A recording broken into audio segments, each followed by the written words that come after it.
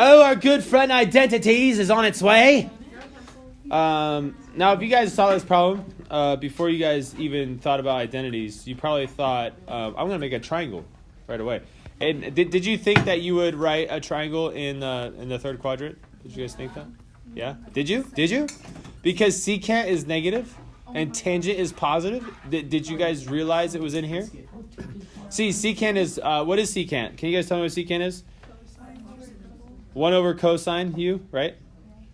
So if this is 1 over cosine u, then that means wherever cosine is negative, which is wherever x values are negative, that's where this function can be. That's where this angle u can be. So we could be in quadrant 2 or quadrant 3 if we just had this expression, this equation. But we also have this inequality. Tangent u is greater than 0. What does that mean? It means tangent is positive. Where is tangent positive on our quadrants?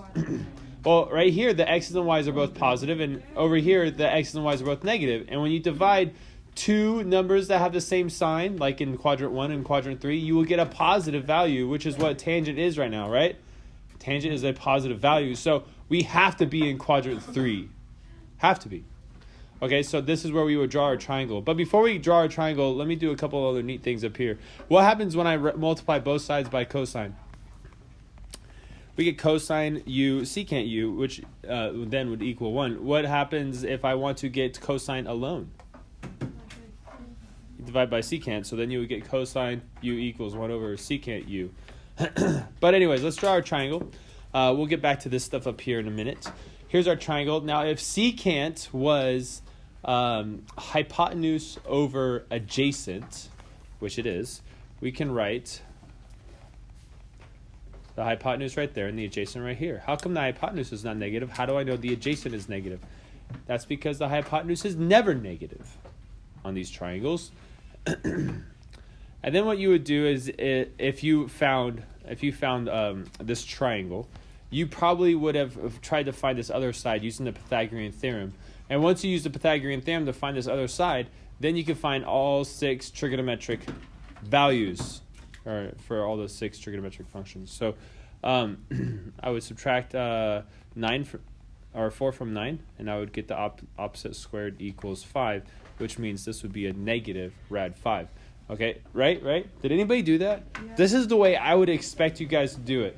I would have expected you would have thought to do this. Draw a triangle in its appropriate quadrant, and then find all 6 trigonometric functions. Here's all 6 trigonometric functions.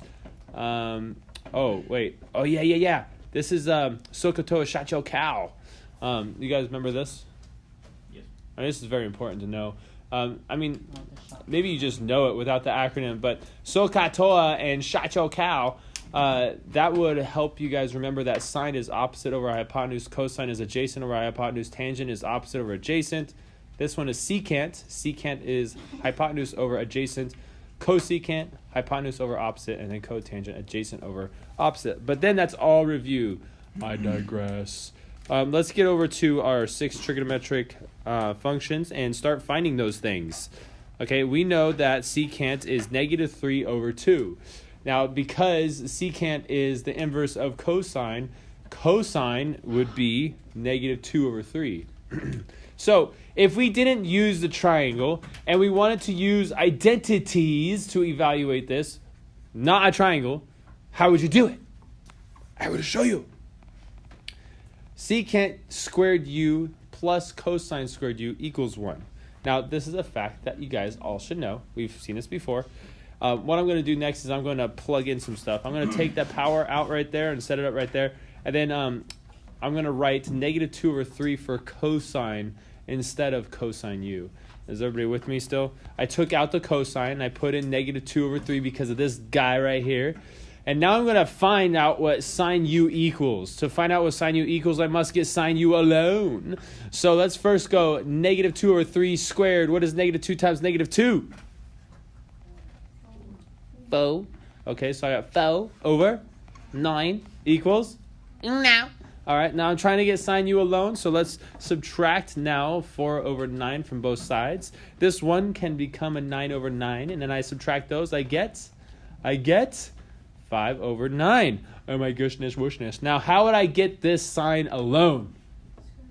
Square root both sides. So I go square root of that, which is the same as square root of 5 over square root of 9, which is square root of 5 over 3. That's what sine u is.